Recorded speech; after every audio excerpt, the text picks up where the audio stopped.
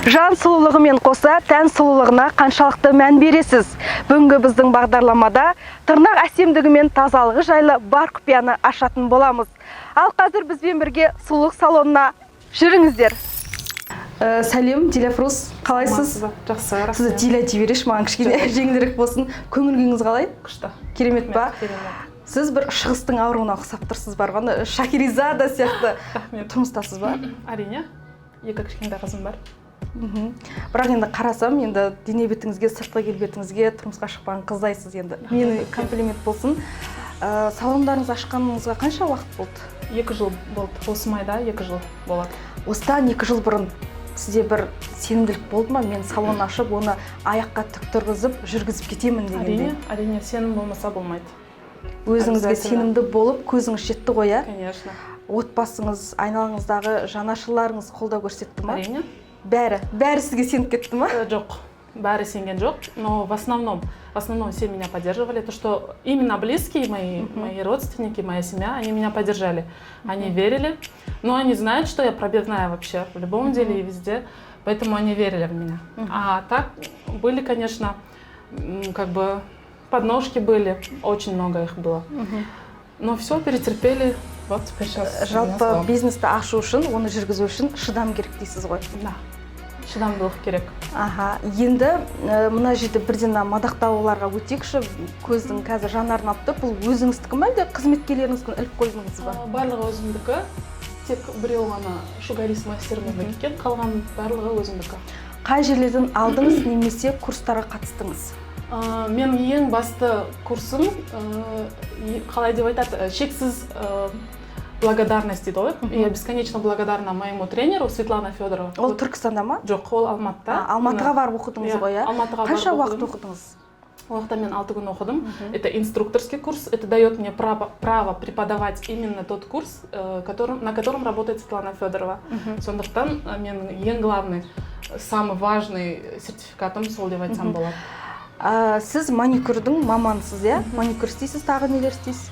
Тек маникюр, педикюр. Осы қараңыз, бүкіл сертификат тек қана бір маникюрді меңгеру үшін алған, курстарға қатысқан алған сертификат, иә? Бірақ енді маникюр дегенмен дело тонкое, оның өзінің әртүрлі нелері болады.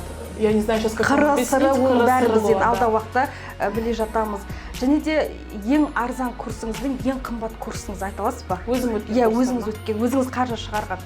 Ең арзан курсым өткен 45 мың теңге. Ең арзан 45 мың теңге. Қанша уақыт?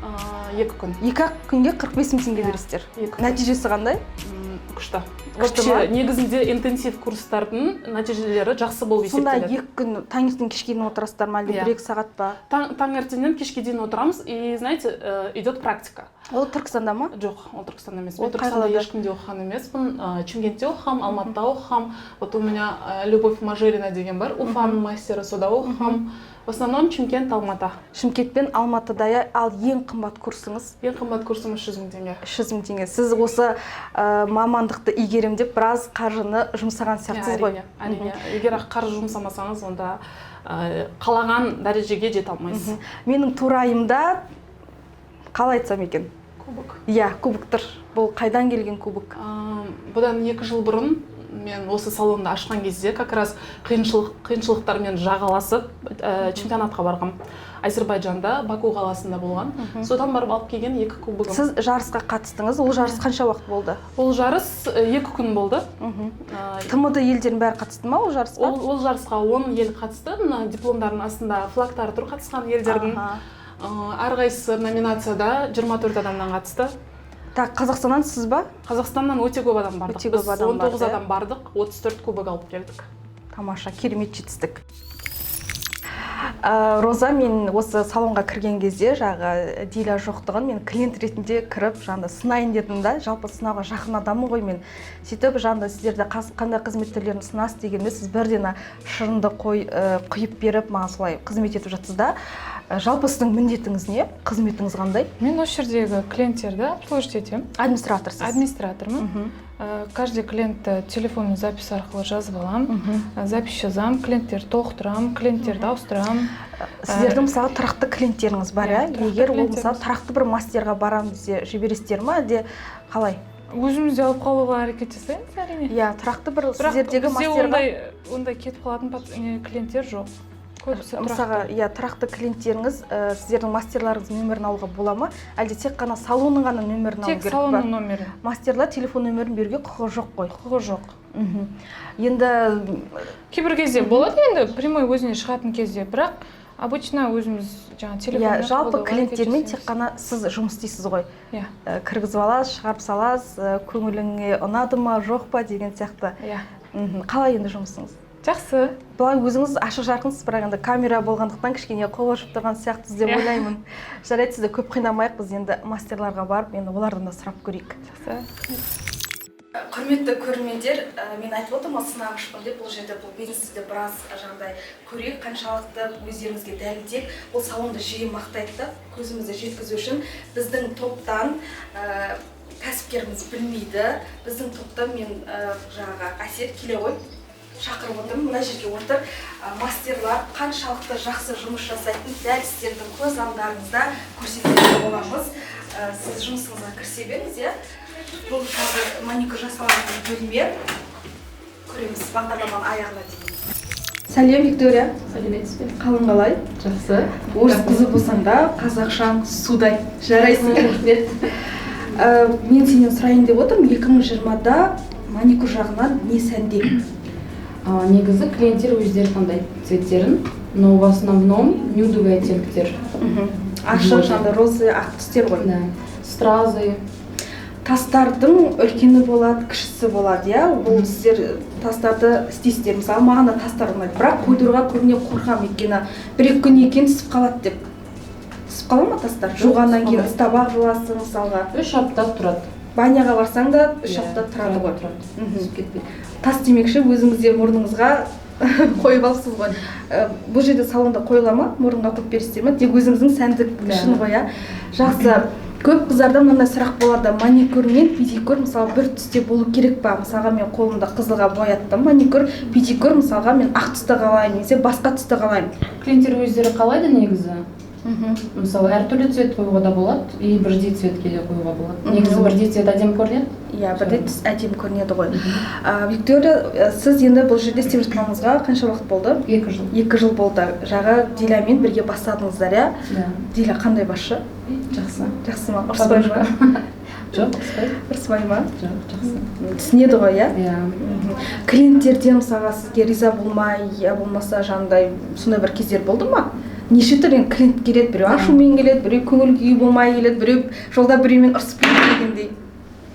Жоқ, ондай клиенттер болған жоқ менде. Сізде бәрі тыныш келіп, тыныш кететін клиенттер ғой, иә? Сіздің енді өзіңіздің маникюріңізді көрейінші мен. Мен өйткені маникюрге келген кезде бірінші мастердің қолына көзім түседі да. Сіздікі френч па? Бұл да сәннен қалмайды. Модадан қалмайды. Френч, стразы модадан қалмайды. Енді қазір френчтің өзін тек ақпен жаңағыдай розы емес, әртүрлі қылып та істеп жатыр ғой, иә? Қызыл, тіпті Қандай оттенктер көп болады. Негізі клиенттер 3 апта жүреді, жүру керек негізі. Но біздің клиенттер 1 ай, 1,5 ай, 2 ай жүреді. Жақсы. Не знаю, мы хорошо делаем или клиенты хорошо носят. Жақсы, Виктория, онда сіз жаңағы клиенттің уақытысын алмай, ары қарай жұмысыңызды жалғастыра беріңіз. Диля, бұл жер сіздің курс оқытатын жеріңіз. Иә. Айына қаншадан аласыз? Айына ма, күніне ма? Жоқ, бізде интенсив курс болады. Интенсив курс деген ол қысқа мерзімде, сол 1 айлық оқуды қысқа мерзімде үйрету. То есть мен курсым 5 күн. Длится 5 дней, стоит 50 тысяч. Так, 50 мың ішіне не кіреді? Бірден айтып кетейік. 50 мың ішіне кіреді. Это базовый курс. Базовый деген ішіне, получается, барлығы кіреді. От чистки до самого покрытия и дизайна. Және де ол курсқа келген қыздарға барлық материалдар, инструменттер өзімізден беріледі. На время обучения. Жақсы, тамаша. Мен мынаны сұрауым керек. Бұл не суреттер және не үшін ілдіңіз? Бір емес, бірнешеуін. Әрқайсы жұмысты бастап жатқан кезде негізі қиыншылықтар болады. Біздің маникюрді да оқып жатқан кезде қыздарымыз қиналатын кездер болады, жылаған кездер болады, бір келесі бәріміз күлген кездер болады. Енді именно для учениц, которые вот хотят сдаться, как бы прорвать свой путь, я говорю, читайте вот это все, потому что через все это я переходила. Это мотивационные плакаты. Бір үшеуін өзіңіз оқып айтыңыз. Если устал идти, беги, дейді. Ол қай жерде? Вот. Это ага, да, бұл жерде. самая любимая фраза. Ага, екінші. Потом у меня есть такая немножко шуточная фраза. Быстро и легко можно получить только пиздюлей, а для остального наберитесь терпения. Барлық жұмыста сабыр керек. Сондықтан это моя любимая. Үшіншісі бір ең өзіңізге ұнайтын және жиі қолданатын біреуін оқыңыз. Ең қатты ұнайтын фраза — это никаких оправданий. Вот жоғарыда тұр. Это говорит о том, что человек, если хочет чего-то сильно добиться, ол ешқандай причина іздемейді, ол тек возможность іздейді. Маған осы ойыңыз ұнады. Біз енді бағанадан бері тұрып мен де бекіп шыққам ғой. Қазір отырып сөйлесек онда, иә. Диля, енді сіз әрі кәсіпкерсіз, әрі мамансыз ғой. Салонға, тырнаққа қыздарымыз қанша уақыт сайын келіп отыру керек? Негізінде стандартқа сай бойы үш аптада маникюрді ауыстырып тұру керек. Но бізде Түркістанда негізі бір ай, бір жарым ай жүретін клиенттеріміз де болады. Гель зиян емес па тырнаққа? Егерде үзбей. жоқ, зиян емес. Егерде маманына барсаңыз, зиян емес. Егер инструменттері стерильный, таза болса, зиян емес. Сіздерге ең жас клиенттер қанша жастан бастап келеді? Негізі чисткаға келетін клиенттер бар, просто тазалап кетуге 14-15 жастан клиенттер. А гелевое покрытие где-то 16-17 жастан бастап қоямыз. Жалпы салонға келгенде шын мәнісінде мысалы демалып қаламыз. Жаңда қу тірліктен дейміз ба, кішкене демалып, бұл жерге тек қана бір сұлулық үшін емес, екінші жағынан бір демалу үшін, миды тынықтыру үшін келетін сияқты.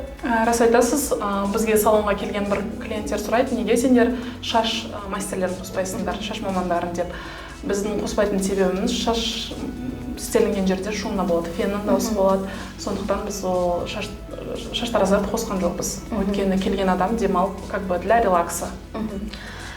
Диля, қараңызшы, қазір көшеге шықсақ, мысалға көшенің оң жағында да, сол жағында да салон. Әсіресе мысалы Шымкент, Алматы сияқты мега қалаларда салонды көреміз. Сол салондар небір қызмет түрлерін жазып та қойған есіктеріне ше, тіпті жаңағыдай визитка сияқты көшеде тұрып таратады.